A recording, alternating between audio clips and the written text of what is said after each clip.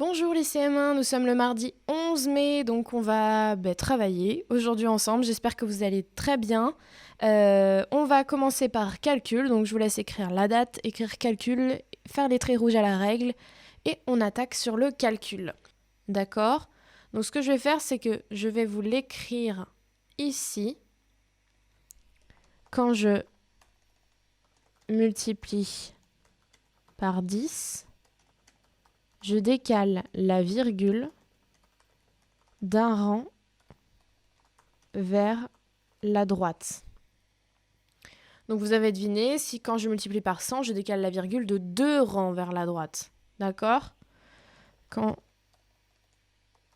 je multiplie par 100, je décale la virgule de 2 rangs vers la droite. D'accord? Et par 1000, vous avez compris, 3 rangs vers la droite. Maintenant, je vais vous laisser avec ces petits exercices. On en a 3 ici. Associe chaque nombre avec celui qui est 10 fois plus grand. Donc vous avez des étiquettes, d'accord? Vous en avez 1, 2, 3, 4, 5 et encore 5. Il y en a 2 qui vont ensemble. Ne vous fiez pas aux couleurs, c'est pour vous embêter les couleurs, d'accord? Donc je prends 71,2 et je trouve avec qui il va. Soit il est 10 fois plus grand qu'une autre étiquette, soit il y a une étiquette qui est 10 fois plus grande que lui. Donc à vous de trouver qui va avec qui. Même chose avec 100 fois plus grand. Ensuite, on aura un exercice où on vous demande de multiplier par 10. Donc multipliez-moi 25,8 par 10, 11,62. Et la petite salamandre vous dit multiplier un nombre décimal par 10, 100, etc. revient à décaler la virgule vers la droite. Oh, c'est marrant. C'est ce que je vous ai écrit là. D'accord? Donc aidez-vous de ce que je vous ai écrit là. Et multiplie par 100. De la même façon. D'accord? Donc on se retrouve juste après pour la correction. Soyez bien attentifs. Là, il n'y a rien de compliqué, mais concentrez-vous bien. On corrige l'exercice 1. Donc on doit mettre les étiquettes ensemble. Moi, je vais les recopier rapidement. Et puis on va voir qui va ensemble. Alors, qu'est-ce qui va ensemble? On va regarder, il faut trouver qui est 10 fois plus grand. 71,2. Est-ce qu'il y a une étiquette avec des chiffres qui ressemblent? Oui, on a 7,12. 7,12, si je le multiplie par 10, hop, je décale, on obtient bien 71,2. Donc ces deux-là, elles vont ensemble. 455. 455, ça doit être le résultat de quelque chose qui a été multiplié par 10. Est-ce que si je multiplie 4,5 par 10, j'obtiens 455? Non, j'obtiens 45. Donc ça va pas. Est-ce que je multiplie ceci par 10? Non, ça me fait 4,5. Donc vous avez vu, hop, ils vont ensemble. Sans le vouloir, on les a trouvés. 45,5, je multiplie par 10. Hop, oui, je décale ma virgule, ça fera 455. Il me reste 25, 2,5, 2,5 et 0,25. 2,5, je multiplie par 10, ça fait bien 25. Et 0,25, je multiplie par 10, ça me fait bien 2,5. Même chose avec 100 fois, donc je recopie. Ok, maintenant c'est 100 fois plus grand. 122, je ne vais pas le multiplier par 100 parce que ça va faire 2 zéros de plus. Donc qu'est-ce qui a été multiplié par 100 pour faire 122? Là, je vais regarder quelque chose qui a du 122. Là, j'ai les mêmes chiffres que 122. 1, 2, 2. Est-ce que si je multiplie ça par 100, oui, je décale la virgule de 2 rangs vers la droite. Hop, ça me fera bien 122. Ensuite, 0,1, si je le multiplie par 100, ça va faire je décale. Donc ça va me faire 100. Pardon. Je multiplie par 100, ça me fait ici et ici. Hop, ça va me faire 10, juste à côté. 0,02, je multiplie par 100, donc je décale de 2 rangs vers la droite. 1 et 2, ça me fait le résultat 2, qui est juste à côté. 1,2, je multiplie par 100, je décale la virgule, ça me fait 120. Quand ma virgule est trop décalée et qu'il n'y a plus de chiffres, je dois mettre des zéros. 0,12, je multiplie par 100, 1 et 2. Donc ça me fait bien 12. Le suivant, je dois multiplier 25,8 multiplié par 10. Donc c'est-à-dire que je décale d'un rang vers la droite, ça me fait 258. Le B, 11,62, je le multiplie par 10, je décale d'un rang vers la droite, ça me fait 116,2.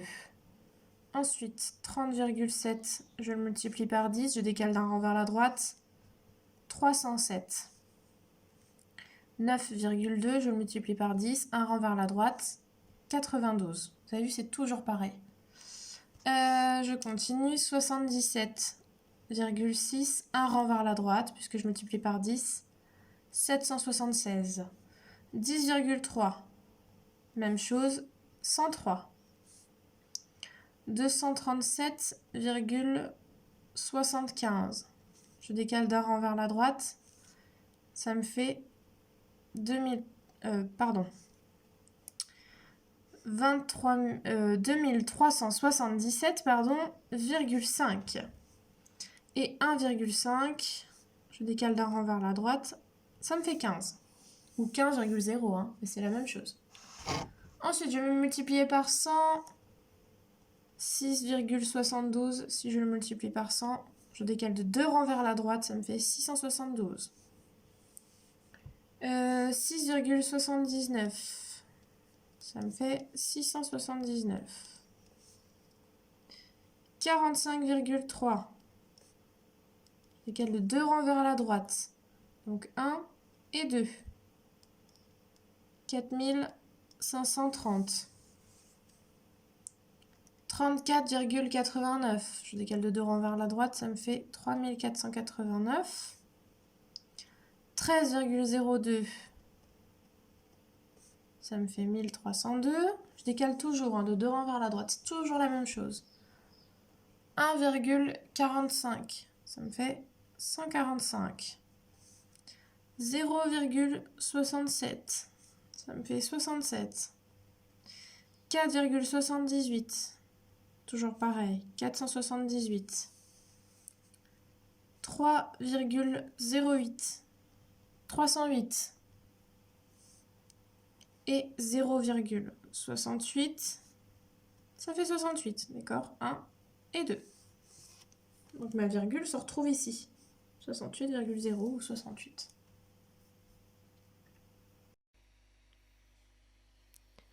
Ok, on passe sur 2 exercices supplémentaires. Même chose. 100 fois un nombre, ça fait 15. 100 fois un nombre, ça fait 123. 100 fois un nombre, ça fait 64. D'accord? Après, vous pourrez essayer à l'envers. Par exemple, de faire le nombre que vous avez trouvé fois 100, est-ce que ça fait bien 64? D'accord? Donc ça va vous demander un petit peu de réfléchir, ça va vous embrouiller le cerveau puisqu'on est à l'envers des exercices de tout à l'heure. D'habitude, on vous disait, voilà, tu multiplies ça par 100, puis tu nous dis le résultat. Là, on vous dit le résultat, on vous dit qu'on multiplie par 100, mais quel est le nombre qu'on a multiplié par 100 pour trouver 15? Donc là, ça va un petit peu vous embrouiller, c'est normal, mais essayez, faites de votre mieux. Mettez une proposition en tout cas. Même s'il faudra corriger après, mettez une proposition.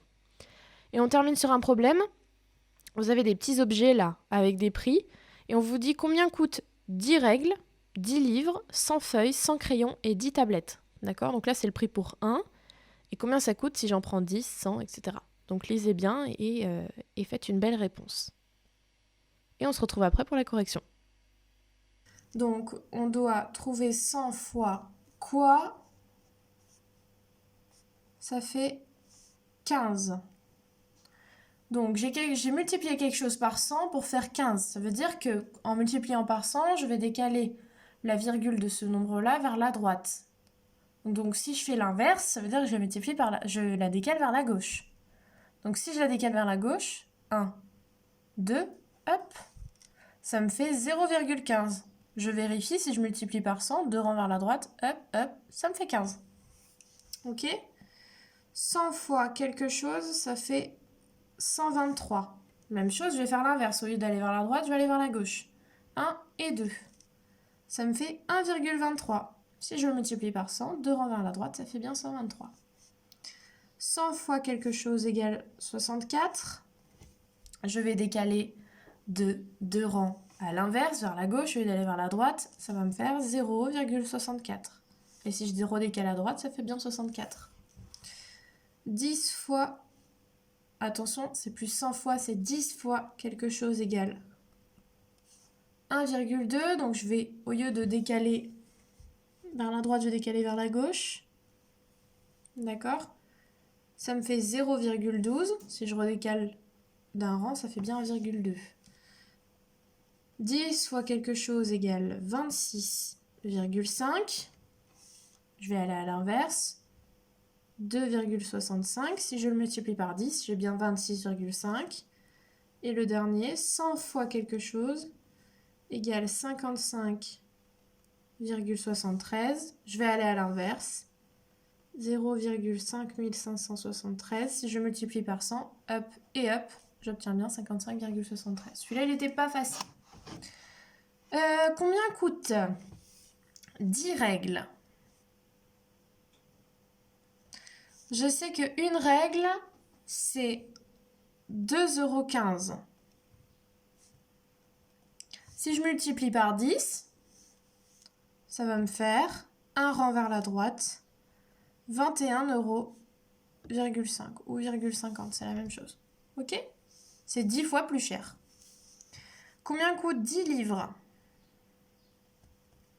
Je sais que 1 livre, c'est 12,50 €. Donc là, ça va être 10 fois plus cher.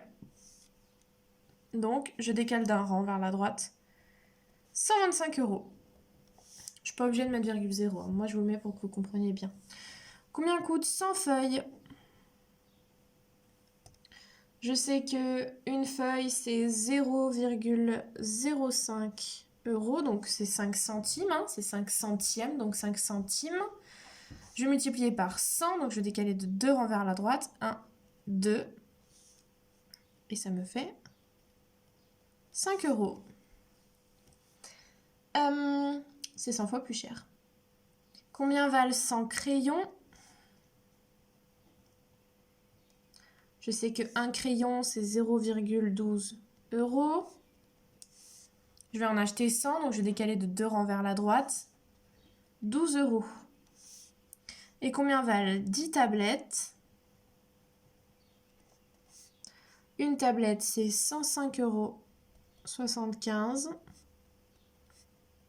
J'en achète 10, donc je décale d'un rang vers la droite. Ça fait 1057,50 centimes d'euros. Ok, 10 fois plus cher que 105 €, ça fait bien 1000 €. On passe maintenant à l'anglais avec The Rich Morning Show. Donc, je vais vous inviter, comme d'habitude, à aller regarder la petite vidéo et de revenir avec moi juste après pour le vocabulaire. Clique sur la vidéo dans la description. Ok, si tu es là, c'est que tu as bien vu la vidéo de Rich Morning Show. J'espère que ça t'a fait rigoler. Donc, le vocabulaire à retenir aujourd'hui. Today, our chief will make a cake. Aujourd'hui, notre chef va faire un gâteau. Alors, j'ai mis chef avec 2 FE parce que c'est une fille. Donc, on peut écrire chef comme ça. What will we make today? Qu'est-ce qu'on va faire aujourd'hui? A chocolate cake. Un gâteau au chocolat. Watch carefully now. Regardez attentivement maintenant. Our cake is ready. Notre gâteau est prêt. Et let me see. Laisse-moi voir. D'accord? Donc, je vous laisse apprendre ces phrases attentivement. Voilà, c'est pas compliqué du tout. Et ça vous met plein de vocabulaire. Donc, c'est super chouette. On passe à la suite qui est la dictée. Donc, je vous laisse écrire tranquillement dictée dans votre cahier pendant que moi, je vais la lire. En plongeant son filet dans l'eau depuis la berge, Sam venait encore de repêcher de nombreux déchets qui flottaient sur l'eau. Donc, on est toujours sur le même thème qu'hier. Donc, on y va. En plongeant son filet. En plongeant son filet. En plongeant son filet dans l'eau. En plongeant son filet dans l'eau. Depuis la berge. En plongeant son filet dans l'eau depuis la berge. virgule. Sam venait encore. Sam venait encore. Sam venait encore de repêcher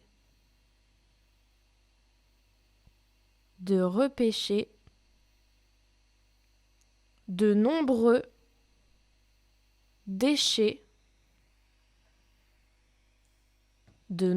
déchets qui flottaient sur l'eau.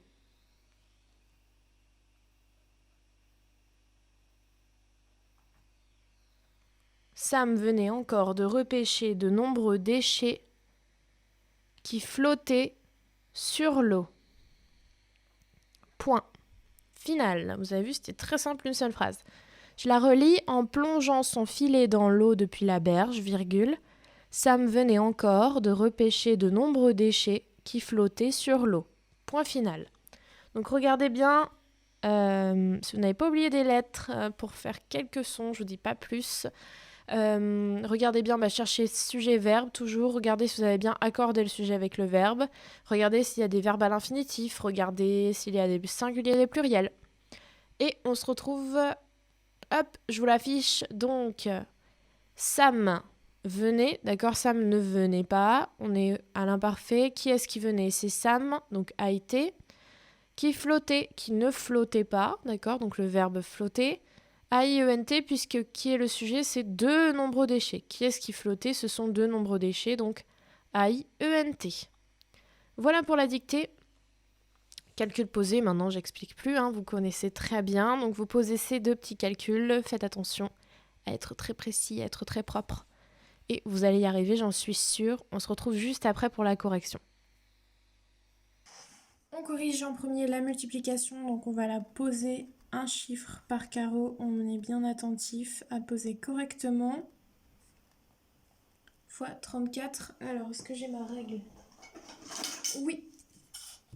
On utilise toujours une règle quand on en a une. On va commencer par le chiffre des unités qui est 4. 4 fois 9, 36. Je pose le 6 et je retiens 3. 4 fois 1, 4 plus 3, 7. 4 fois 8, 32. Je pose le 2, je retiens 3. 4 fois 4, 16. Plus 3, 19.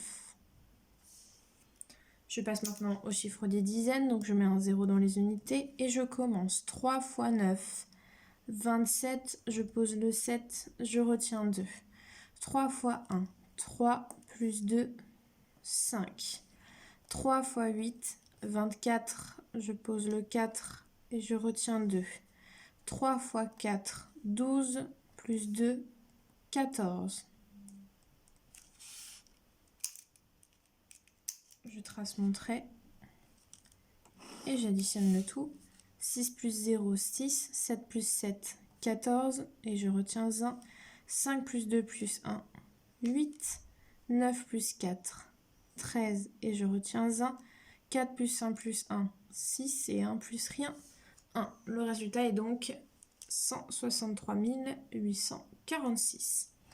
Je passe à la division. Je me suis écrit à côté ma table de 22. Alors, on va la poser correctement. Un chiffre par carreau toujours.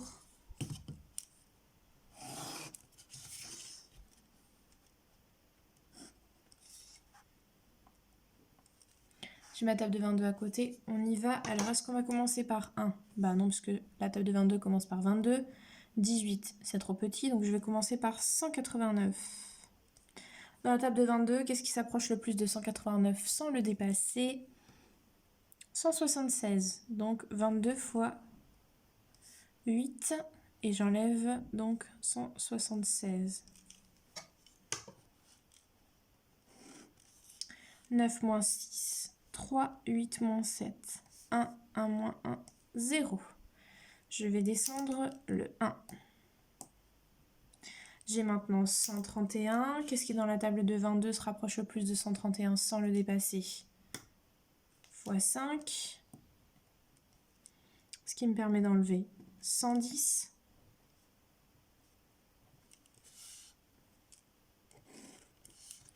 1 moins 0, 1, 3 moins 1, 2, 1 moins 1, 0. 21, je vais descendre mon 8. J'ai maintenant 218. Qu'est-ce qui dans la table de 22 se rapproche le plus de 218 sans le dépasser? Fois 9. Ce qui me permet d'enlever 198. 8 moins 8, 0. 1 moins 9, je ne peux pas. Je casse et j'échange contre une dizaine. 9 pour aller à 11. 2, 1 moins 1, 0. Il me reste 20. Est-ce que 20 est plus petit que 22? Oui, donc je peux m'arrêter là. Cela fait 859. Reste 20.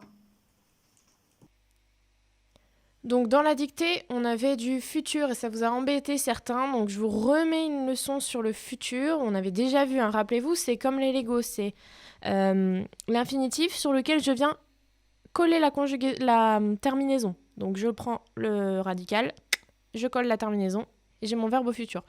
Je vous l'ai remis, relisez-le si vous avez un petit peu besoin. Et on va quand même refaire des petits exercices là-dessus puisque vous devez connaître le futur pour aller en CM2. Donc là, on va vous demander de recopier juste les verbes qui sont conjugués au futur. Donc attention, si dans une phrase, il n'y a pas de verbe au futur, on ne recopie pas. D'accord? Et si dans une phrase, il y a un verbe au futur, je recopie que le verbe. C'est pas la peine de recopier toute la phrase. Donc je vous laisse faire ça et on corrige.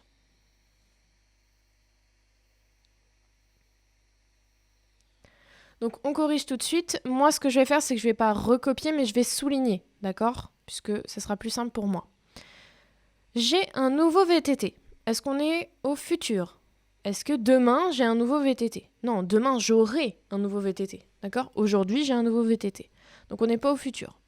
Notre équipe prendra le départ à 14h. Donc, à 14h, c'est dans le futur. Tout à l'heure, notre équipe prendra le départ. Donc, prendra, eh bien, un verbe au futur.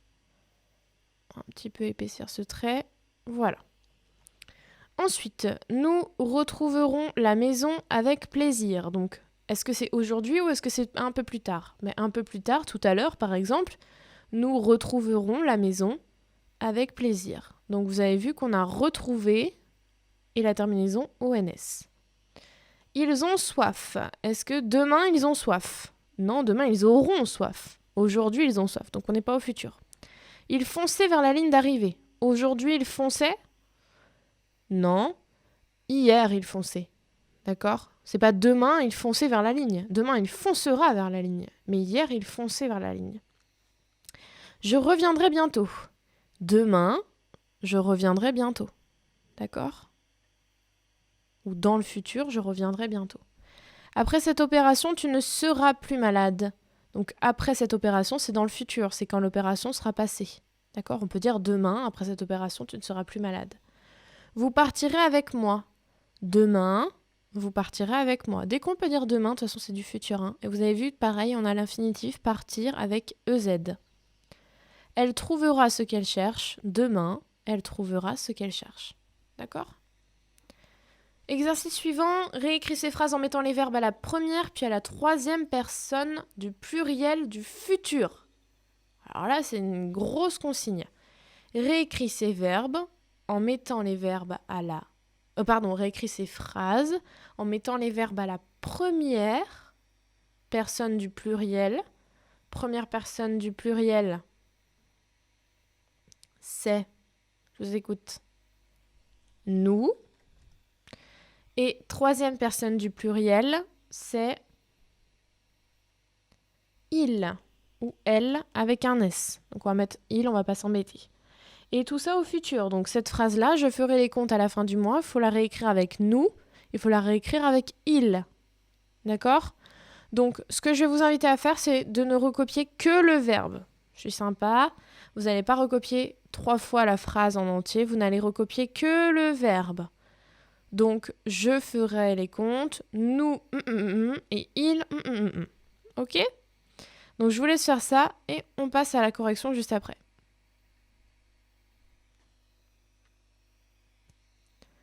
Donc c'est parti pour la correction, on va s'occuper de la première phrase. Je ferai les comptes à la fin du mois. Nous ferons les comptes à la fin du mois. Et ils feront les comptes à la fin du mois. Attention, la terminaison avec la troisième personne du pluriel, c'est ONT. Vous serez attentifs aux limites de vitesse. Nous serons attentifs et ils seront attentifs. Il aura des skis à Noël. Nous aurons des skis à Noël. Et ils auront, attention, c'est ONT. Hein. Vous prendrez l'avion pour la première fois. Nous prendrons l'avion et ils... Oups. Et ils prendront l'avion. Tu partiras tout de suite. Nous partirons et ils partiront.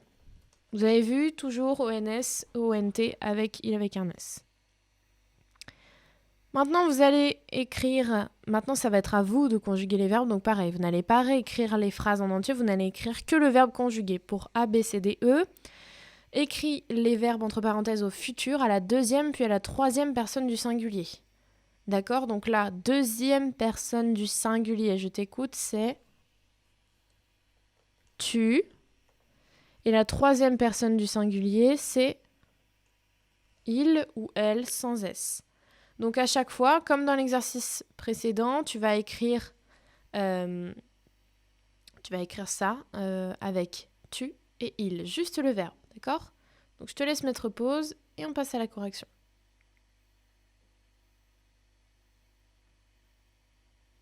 On y va pour la correction.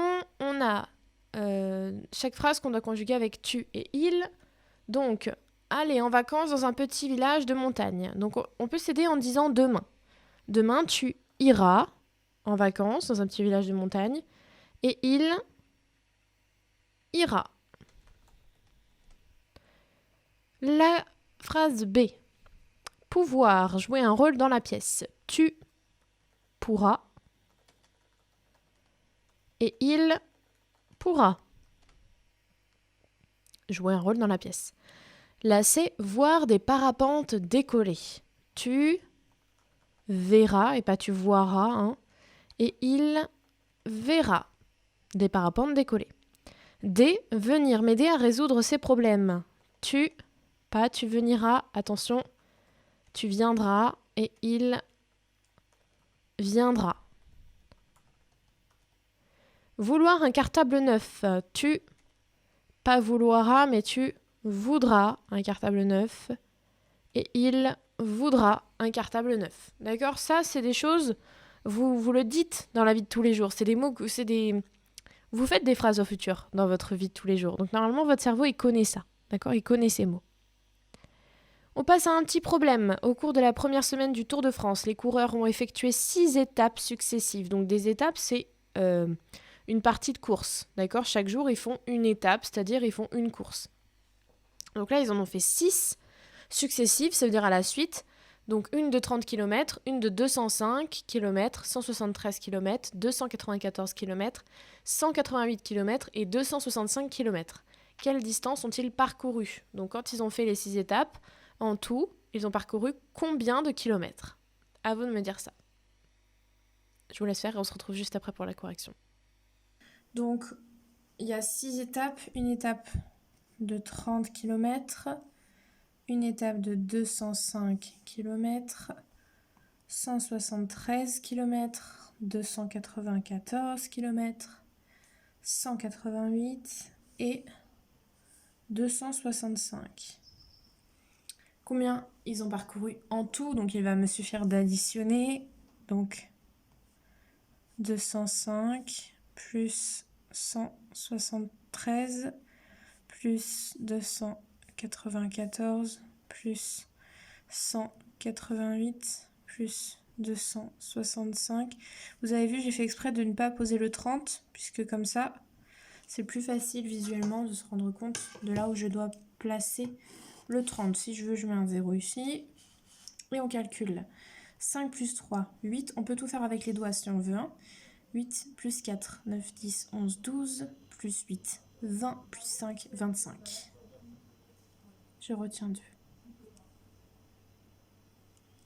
2 plus 0, 2, plus 7, 9, plus 9, 18. 18 plus 8, 26, plus 6, 32, plus 3, 35.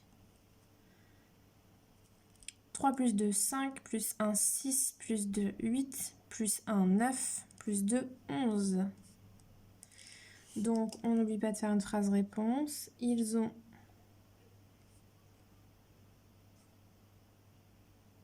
parcouru 1155 kilomètres. On n'oublie pas de mettre l'unité très importante. Maintenant, on va continuer la science. Vous allez écrire sur votre cahier de quoi une graine a-t-elle besoin pour germer. Je vais vous demander dans un premier temps. Donc suivez bien avec ce que je vous dis et pas ce que vous voyez sur l'écran. Représentation initiale, vous écrivez ça, d'accord ? Tout ça, vous l'écrivez. Représentation initiale, j'écris ce dont une graine a besoin pour germer. Je peux aussi faire un schéma pour expliquer. Donc vous recopiez ça et dessous, vous écrivez, moi je pense qu'une graine a besoin d'eau, je pense qu'une graine a besoin de ça, de ça, de ça, de ça. Et si je veux, je peux faire un petit dessin pour expliquer. Quand c'est fait, voici ce que vous avez sûrement écrit. Vous l'écrivez pas ça. Ce que vous avez sûrement écrit, c'est ça. De la lumière ou de l'obscurité, de la terre, du coton, du sable, à l'air libre ou dans un sac plastique, de l'eau ou pas d'eau, et de la température modérée ou du froid. Vous avez sûrement écrit des choses qui ressemblent à ça. D'accord ? Ou quelques-unes, c'était pas obligé de tout écrire. Nous, ce qu'on va faire, c'est qu'on va tester. D'accord ? On va pas tout tester, mais on va tester des choses. Donc, vous recopiez ceci. Je prépare une expérience. Je choisis un paramètre à tester. Ça, vous l'écrivez. D'accord ? Et vous allez écrire ce que j'ai caché, c'est-à-dire lumière, température, terre. Nous, on va tester que ces 3 choses-là. Est-ce qu'elle a besoin de lumière ? Est-ce qu'elle a besoin d'une température modérée ? Et est-ce qu'elle a besoin de terre ? Donc, vous recopiez toute cette phrase. Oups, excusez-moi. Toute cette phrase-là qui est en rose. Oh là là, je vais pas y arriver. Hop, toute cette phrase en rose, vous la recopiez. Ensuite, vous allez recopier aussi ça. Je dessine mon protocole expérimental. Donc, le protocole expérimental, c'est voici ce que je dois tester, voici comment je vais réaliser mon expérience. D'accord ? Et là, donc une fois que c'est recopié, je vais vous demander de choisir. Soit vous allez tester la lumière. Est-ce que la plante, elle a besoin de lumière ou pas ? Soit vous allez tester la température. Est-ce que ma plante, elle a besoin d'avoir une température normale ou froide ? Soit vous allez tester la terre. Est-ce que ma plante peut pousser dans autre chose que de la terre ou il lui faut absolument de la terre ? Vous en choisissez un. Vous vous dites, moi j'ai plutôt envie de tester la lumière, moi plutôt la terre ou moi plutôt la température. Vous allez recopier, c'est le protocole, que vous allez faire. Je vous le mets en gros. Si j'ai choisi la lumière, voilà ce que vous allez recopier sur votre cahier.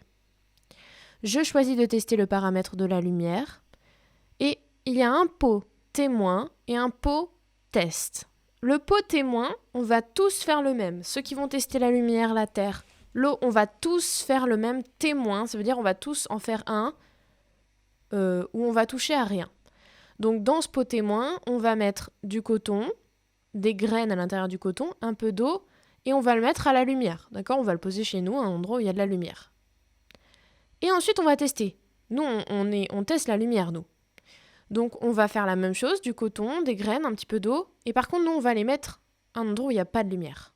Donc, un pot à la lumière, un pot dans le noir, donc dans un placard où on met un tissu par-dessus. D'accord ? Et ensuite, vous allez compléter cette phrase. Je pense que c'est dans le pot. Donc, soit celui-là, témoin, soit test lumière, que les graines vont pousser car... Et là, j'explique pourquoi je pense que ça va mieux pousser dans ce pot ou ce pot. Ok ? Ça, c'est pour ceux qui ont choisi la lumière. Donc, pour ceux qui ont choisi la lumière, remettez avant pour mettre pause et pouvoir recopier ça tranquillement. Pour ceux qui choisissent plutôt la température. Donc, si vous avez choisi la température, même chose, je choisis de tester le paramètre de la température. Le pot témoin, donc du coton, des graines, un peu d'eau, et on va le mettre à la chaleur, enfin à la température normale, d'accord ? Et ceux qui testent la température, vous faites aussi un deuxième pot, coton, graines avec un peu d'eau, et cette fois, vous allez le mettre au froid. Donc soit vous le mettez dans une cave, si vous avez une cave, soit vous le mettez dans le frigo, donc dans un endroit où il fait plutôt froid. D'accord? Et on va tester, voir est-ce que c'est celui-là qui va pousser ou est-ce que c'est celui-là. Et vous recopiez la phrase. Je pense que c'est dans le pot. Donc témoin ou test température que les graines vont pousser car, et vous expliquez pourquoi. Donc pareil, hein, si vous avez choisi celui-là, mettez pause pour pouvoir recopier tranquillement la page. Et si je choisis plutôt de tester la terre, oups, même chose, je choisis de tester le paramètre de la terre. Donc j'ai un pot témoin et un pot milieu. On va l'appeler milieu parce qu'en fait c'est le milieu dans lequel va évoluer la plante qui va changer. Donc même chose, du coton, des graines, donc là coton, et de la terre et des graines. D'accord? Et on le met bien à la lumière, on le met bien à une température normale, ça on change pas, nous on change juste. Je le mets dans du coton, est-ce que ça pousse? Je le mets dans de la terre, est-ce que ça pousse? D'accord? Et excusez-moi, j'ai oublié la phrase de la fin, il va falloir que vous la recopiez, qui est « Je pense que c'est dans le pot que les graines vont pousser, car... » D'accord? Donc quand vous en avez choisi un, que vous l'avez recopié, on continue, vous allez écrire ça. J'écris mon hypothèse. Donc ça, c'est ce que vous avez déjà écrit. Donc c'est pas la peine d'écrire ça. Hein. J'écris mon hypothèse si vous l'avez déjà écrit, mais si vous ne l'avez pas écrit, pensez bien à l'écrire, c'est très important. Je pense que c'est dans le pot que les graines vont pousser, car... Quand c'est fait, on va faire l'expérience, parce que c'est ça qui nous intéresse. Donc vous écrivez. Je réalise l'expérience, je plante les graines dans les pots et je respecte mon protocole. Ça veut dire que si j'ai choisi la lumière, je vais bien mettre mes graines dans du coton et je vais bien placer un pot à la lumière et placer un pot dans le noir. Si j'ai choisi la température, je vais bien mettre mon coton, mes graines, un petit peu d'eau à la lumière. Et par contre, il y en a un que je vais mettre dans ma maison et il y en a un que je vais mettre dans mon frigo, par exemple, ou dans ma cave. Ok ? Et si j'ai choisi le milieu, même chose, dans un petit pot, je vais mettre du coton avec mes graines et dans un autre pot, je vais mettre de la terre avec des graines. Et je vais attendre. Ce que vous pouvez faire, c'est mettre une petite étiquette pour savoir qui est qui. D'accord? Mais bon, si il y en a un dans le frigo, il y en a un qui n'est pas dans le frigo, vous savez qui est qui. Mais c'est bien aussi d'écrire sur le pot. Donc vous plantez ces graines, d'accord? Alors vous plantez n'importe quelle graine, des graines de haricots blancs, des graines de lentilles, des graines de haricots rouges. D'accord? Si vous avez un doute sur la graine, je pense même que vous pouvez faire avec des petits pois si vous avez. Donc, si vous avez un doute sur la graine ou que vous avez passé à la maison, dites-moi ce que vous avez dans votre maison. Et moi, je vous dirai si ça peut pousser. D'accord? Et si vous pouvez planter. Ok? Et ce serait vraiment chouette de le faire. Comme ça, vous aurez les résultats à la maison, quoi. Ensuite, vous inquiétez pas, après, ce sera terminé, on recopiera plus de choses. Je construis un tableau pour noter mes observations. Donc ça, vous l'écrivez. Je construis un tableau pour noter mes observations. Vous faites le tableau et chaque jour, on va faire ce tableau pendant 10 jours. On va observer pendant 10 jours si ça pousse. Donc, à la fin, vous aurez 10 fois ce tableau. Donc, je le recopie et chaque jour, on mettra la date. D'accord? On fera un petit dessin, donc du pot témoin et du pot test. Ce que j'observe dans le pot témoin, ce que j'observe dans le pot test et la taille, quand ça aurait commencé à pousser, si je peux prendre la taille de la plante dans le pot témoin et dans le pot test. Et vous allez voir que tous les jours, ça va évoluer. Je vous invite maintenant, si vous avez envie, à aller voir la vidéo Lumni sur les graines, qui justement va vous expliquer tout ça. Vous allez voir un petit peu à l'avance comment ça va fonctionner. Donc si vous avez envie, allez voir la petite vidéo qui est dans la description. Plantez bien correctement. Vous pouvez planter dans n'importe quoi, dans un petit pot. Alors le mieux, c'est dans un petit pot en verre, pour pouvoir bien voir ce qui se passe. Si vous n'avez pas, vous prenez un pot de yaourt, etc. D'accord? Vous verrez quand même ce qui se passe. Un petit pot, n'importe lequel. Ok? Et on se retrouve demain. Je vous laisse bien planter ça, hein. Je compte sur vous.